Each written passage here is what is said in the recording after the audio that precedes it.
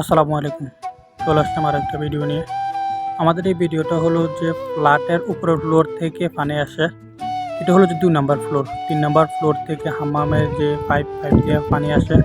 উপরের যে হাম্মামের ওয়াটারপ্রুফ আছে, ওয়াটারপ্রুফটা খারাপ হয়ে গেছে। তো যে কারণে দেখছি পানি আসে পাইপের গোড়া দিয়ে। আপাতত একটা বাকেট কাইটে পানির লাইন বাইরে কইরা দিছি। আর যে ফোর সিলিংটা আছে, ফোর সিলিংটা নতুন করে করবো। এটা পুরোটাই খারাপ হয়ে গেছিল।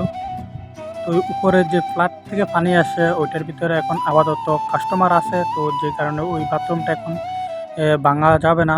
তো কাস্টমার ওইটা বাহির হওয়া পর্যন্ত ওয়েট করতে হবে। এখানে পুরানো যে ফোর সিলিং ছিল ওইটা আমি পুরাটাই খুলে নিয়েছি, পুরো সবকিছু এখানে নতুন করে বানাইছি। অ্যাঙ্গেল 60, 120 সবকিছু আমি নতুন করে ডালছি। মেন্টিগুলা এখানে আমি ফুল রেডি করে নিছি। অলরেডি আমি এখানে 60 বাই সবকিছুই ফুল সেট আপ করে নিছি।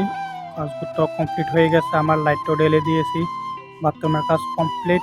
আজকের এই ভিডিওতে এই পর্যন্তই। দেখা হবে পরবর্তী কোনো ভিডিওতে। সে পর্যন্ত ভালো থাকবেন, সবাই সুস্থ থাকবেন। আসসালামু আলাইকুম।